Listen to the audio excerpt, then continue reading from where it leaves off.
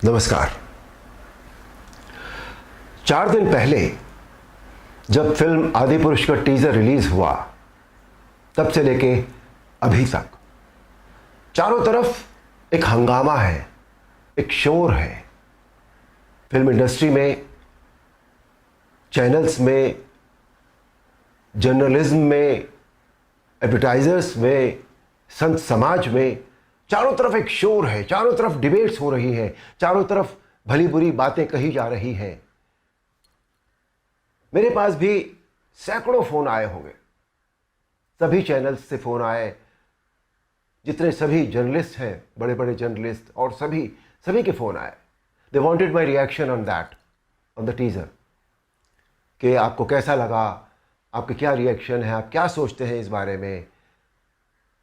मैं आपको सच बताऊं, मैंने एक भी शब्द किसी से नहीं कहा, मैंने बात ही नहीं की उस विषय में। मैंने कहा नहीं, मुझे कुछ नहीं कहना है। लेकिन मुझे लगा कि मुझे आपसे कुछ बात तो करनी चाहिए, आपसे करनी चाहिए। मेरे मन में बहुत सारी बातें बहुत सारे समय से आती रही हैं, और इस हंगामे को लेकर, इस इशू को लेकर मुझे लगा कि शायद ये सही समय है जब मैं अपनी बातें आपके साथ शेयर कर सकूं। दोस्तों, ध्यान से सुनिएगा। रामायण, महाभारत, श्रीमद् भागवत जैसे जितने भी ग्रंथ हैं, शास्त्र हैं, यह हमारी सांस्कृतिक और धार्मिक धरोहर है। यह हमारी संस्कृति है, यह हमारी जड़ है। सारी मानव सभ्यता के लिए यह नींव के समान है, और न तो नींव को हिलाया जा सकता है और न ही जड़ को बदला जा सकता है। नींव या जड़ से किसी भी तरह का खिलवाड़, किसी भी तरह की छेड़छाड़ बिल्कुल भी ठीक नहीं है।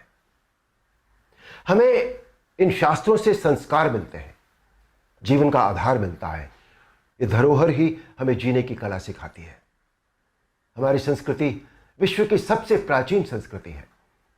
हमारी हर पीढ़ी इसे युगों युगों से आत्मसात करती आ रही है, जिसका सबसे बड़ा एग्जाम्पल है 2.5 साल पहले जब कोरोना आया था, तो कोरोना ने लोगों की धार्मिक भावनाओं को तब से लेकर आज तक और भी प्रबल कर दिया है। हमारी धार्मिक परंपराओं और मान्यताओं को और अधिक पुष्ट किया है इस महामारी ने। टीवी पर जब धारावाहिक रामायण प्रसारित हुई थी कोरोना के दौरान, तो रामायण ने एक विश्व रिकॉर्ड बनाया। आप सब जानते हैं, हम सब जानते हैं, ये एक बहुत बड़ा संकेत है हमारी मान्यताओं और परंपराओं की प्रामाणिकता का। इस बार यानी 2020 में रामायण आज की युवा पीढ़ी ने भी देखी, और 35 साल पहले बनी रामायण को पूरी श्रद्धा और आस्था से देखा, समझा और आत्मसात किया। आज जो बेहिसाब लोग मुझसे मिलते हैं, उनमें सबसे ज्यादा संख्या टीनेजर्स की होती है। दोस्तों, 500 साल के संघर्ष, अथक प्रयत्न और जद्दोजहद के बाद, न जाने कितना रक्त बहाने के बाद, हमें राम मंदिर के पक्ष में निर्णय मिला, और वहां एक भव्य मंदिर का निर्माण हो रहा है, जो 2024 तक पूरा भी हो जाएगा। अप्रिशिएट करने वाली बात यह है कि मंदिर को भव्यता देने के साथ साथ उसकी आत्मा और मौलिकता को ज्यों का त्यों रखकर यह मंदिर बन रहा है। हमें अपनी सभी सांस्कृतिक और धार्मिक धरोहरों और मान्यताओं को जैसी वो है वैसी ही बनाए रखना चाहिए। उनमें किसी भी तरह के बदलाव की न तो जरूरत है, न करना चाहिए, और न ही किसी और को करने देना चाहिए। भला कोई अपनी नींव हिलाता है क्या? कोई अपनी जड़ें बदलता है क्या?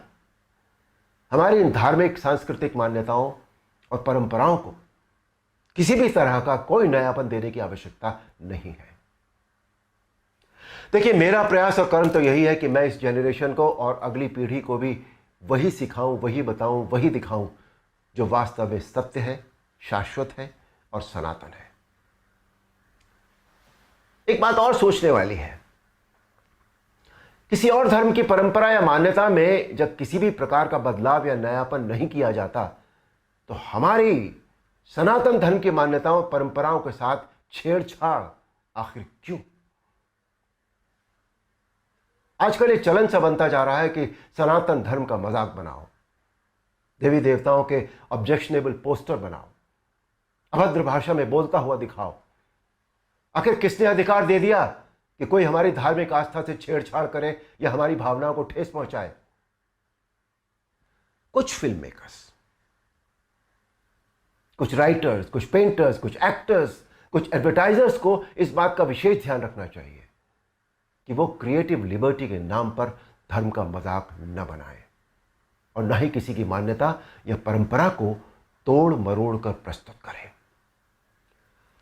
दोस्तों, ये किसी राजनीतिक पार्टी या धर्म के लिए नहीं, बल्कि पूरे देश के लिए एक स्वाभिमान बढ़ाने वाली बात है कि आज हमारे प्रधानमंत्री श्री नरेंद्र मोदी जी के नेतृत्व और कुशल मार्गदर्शन में देश के कोने कोने में सांस्कृतिक, धार्मिक और ऐतिहासिक धरोहरों को पुनः पहचान मिल रही है।